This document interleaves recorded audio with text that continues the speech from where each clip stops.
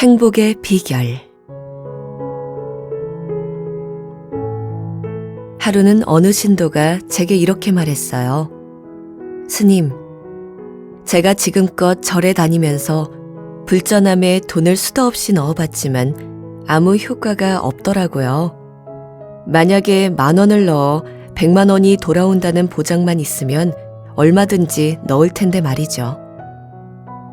10,000원을 넣고 100,000원 받기를 바란다면 그건 투기심에 지나지 않습니다. 꼭 이런 돈 욕심이 아니어도 우리가 명산대차를 찾아다니며 기도하는 내용도 이와 비슷해요. 노력은 조금 하고 대가는 크게 돌아오기를 바랍니다. 성적도 부족하고 공부도 열심히 하지 않는 자기 자식을 좋은 대학에 들어가게 해달라고 기도하잖아요. 이런 마음으로 기도를 한다면 복은커녕 오히려 화를 불러오게 됩니다. 노력은 적게 하고 결과는 크게 받으려는 것은 도둑놈 심보인 거죠. 결국 내 대신 누군가를 희생시켜야 한다는 뜻이니까요. 가령 공부 못하는 내 자식이 좋은 대학에 붙으려면 공부 잘하는 누구네 자식 한 명이 떨어져야 하지 않습니까? 따라서 이런 기도는 이루어질 리가 없어요. 이루어지지 않는 것이 마땅한 이치인데도 자기가 헛된 욕심을 부렸다고는 생각하지 않고 부처님을 원망하고 하느님을 탓합니다.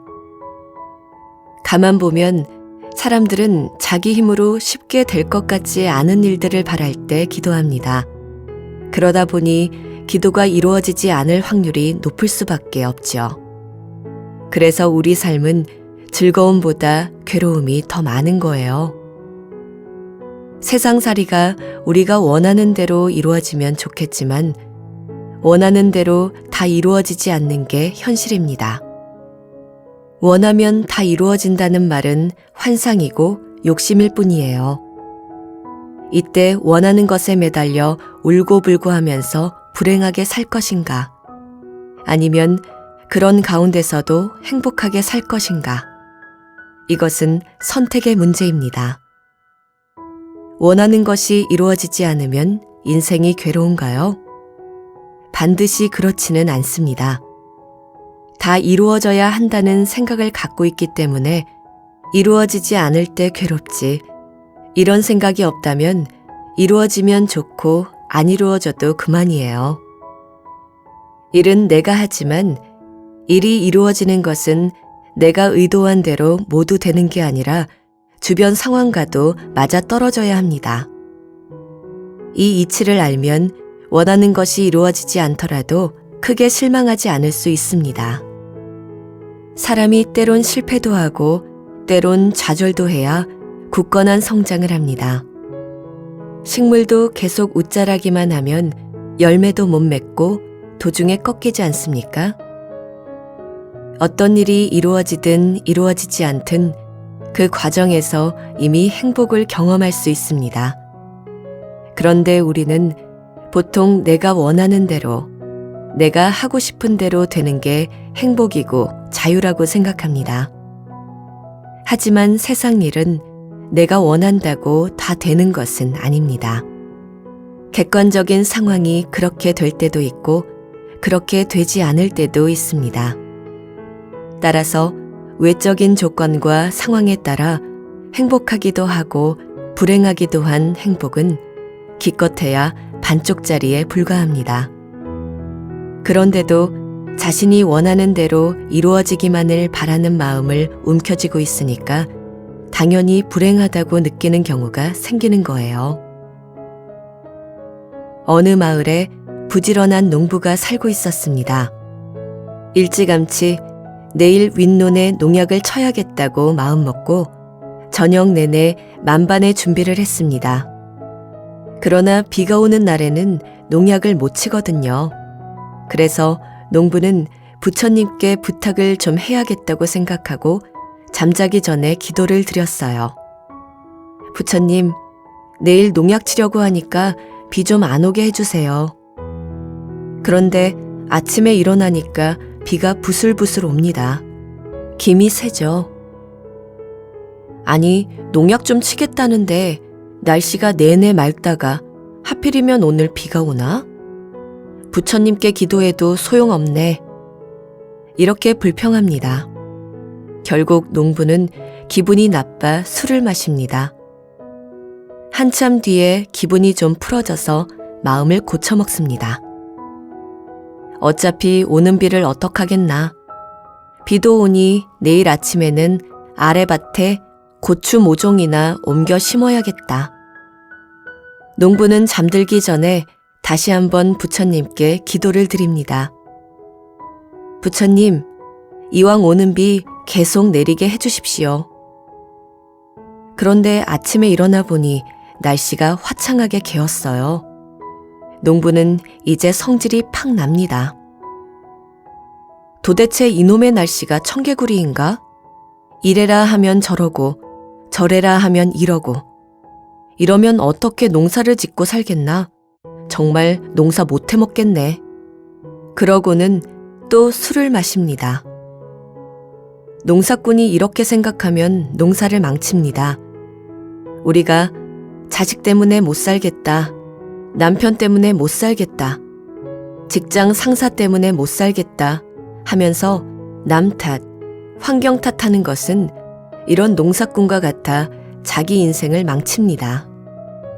그렇다면 농부가 농사를 지을 때는 어떤 자세를 가져야 할까요? 밤이 되면 그냥 마음 편히 자는 겁니다. 아무 생각 없이 실컷 자고 일어나서 밖을 내다보니 하늘이 맑다면 날씨가 좋네, 윗논에 농약을 쳐야겠다 하면서 농약 칠 준비를 하고 가랑비가 보슬보슬 내리면 오늘 아래밭에 고추 모종을 내면 딱 맞겠다 하고 나서면 됩니다. 만약에 비가 장대같이 쏟아지면 요새 일만 하느라 힘들었는데 오늘은 막걸리나 한 잔 마시고 쉬어야겠다 이러면 되는 거예요. 농부가 자기 기대와 고집을 내려놓지 못하면 농사 짓는 게 힘든 것처럼 우리 삶도 마찬가지예요. 주변 환경은 늘 변합니다. 그런데 이건 이래야 하고 저건 저래야 한다는 바람과 고집을 내려놓지 못하면 환경과 조건에 따라 끝없이 흔들리게 되어 괴로움에서 벗어날 수가 없습니다. 행복의 기준을 미리 정해놓고 그 길만 고집한다면 도리어 행복에서 멀어집니다. 반대로 내가 기대한 대로 돼야 한다는 고집을 내려놓고 인연 따라 지혜롭게 대처할 때 행복도 찾아옵니다. 그런데 사람들은 이 움켜진 마음은 그대로 두고 자꾸 특별한 행복의 비결을 요구하는데 왜 그럴까요? 자기가 세워둔 기대는 허물지 않고 자꾸만 그 위에 무엇인가를 더 쌓고 얻으려고 하기 때문입니다. 이것도 해서 얻고 싶고 저것도 해서 얻고 싶고 이렇게 하면 빨리 얻을 것 같고 저렇게 하면 더 빨리 얻을 것 같기 때문이에요. 어떤 사람이 왼손에 불덩어리를 들고 뜨겁다고 고함을 칩니다. 하도 고함을 치니까 제가 이렇게 말해요. 뜨거우면 내려놓으세요. 이때 불덩이를 쥔 사람이 되묻습니다. 어떻게 놓습니까? 방법을 좀 가르쳐 주세요. 그런데 이 사람이 정말 방법을 몰라서 못 놓는 걸까요? 말로는 놓고 싶다고 하지만 사실은 놓고 싶지 않은 거예요. 그러면서 자꾸만 내려놓는 방법을 알려달라는 거죠. 이럴 때 제가 해줄 수 있는 답은 하나밖에 없어요. 그냥 내려놓으세요. 그러면 그 사람이 다시 물어요. 그냥 어떻게 내려놓아요? 그러면서 불교는 너무 어렵고 현실성이 없다고 합니다. 놓는 방법은 안 가르쳐주고 그냥 놓으라고만 한다면서요. 자기가 움켜쥐고 있다는 사실은 외면한 채 남이 어떻게 해주기만을 바라니 해결이 안 나는 거예요. 그래서 제가 할 수 없이 말하죠. 그러면 오른손으로 옮겨보세요. 그제야 불덩이를 들고 있던 사람의 얼굴이 환해지면서 왜 이런 좋은 방법을 이제야 알려주느냐라고 합니다. 그런데 이 방법이 오래 갈까요? 아니에요. 금세 또 오른손이 뜨거워서 못 살겠다고 아우성칩니다. 방법을 몰라서 못 놓는 것이 아니라 놓기 싫어서, 갖고 싶어서 안 놓고 있는 것 뿐이에요. 손이 타들어가는데도 집착을 못 버리고 아우성을 치면서 그것을 움켜쥐려고 하는 거예요. 왼손에서 오른손으로, 오른손에서 왼손으로 옮기는 것은 우선은 두 가지를 다 만족시킵니다. 즉, 당면한 뜨거움도 피하고 물건도 아직은 내 손에 움켜쥐고 있기 때문에 좋은 방법이라고 생각하지요. 하지만 이것은 괴로움에서 벗어나는 근본적인 방법이 아니에요. 대부분의 사람들은 놓기 싫은 마음에 그냥 움켜쥔 채 당장의 뜨거움만 피하려고 합니다. 그래서 놓아라 라고 말하면 현실성이 없다 하고 왼손으로 옮겨쥐어라 라고 가르쳐주면 참 좋은 방법이다 라고 말하지만 결국 다시 뜨거워집니다. 오른손에서 왼손으로 옮기는 것은 그저 하나의 임시 처방일 뿐입니다. 행복해지기 위해서는 뜨거운 줄 알면 그냥 놓아버려야 합니다. 물론 이런 이치를 깨달았다 하더라도 그동안 살아온 습관이 남아있기 때문에 순간순간 움켜쥐고 괴로워할 수는 있어요. 그러나 내려놓으면 된다는 것을 아는 사람의 괴로움은 오래가지 않습니다. 집착할 때만 잠시 괴로울 뿐 그 괴로움이 지속되지 않아요. 그는 이미 이전과는 다른 지혜로운 사람입니다.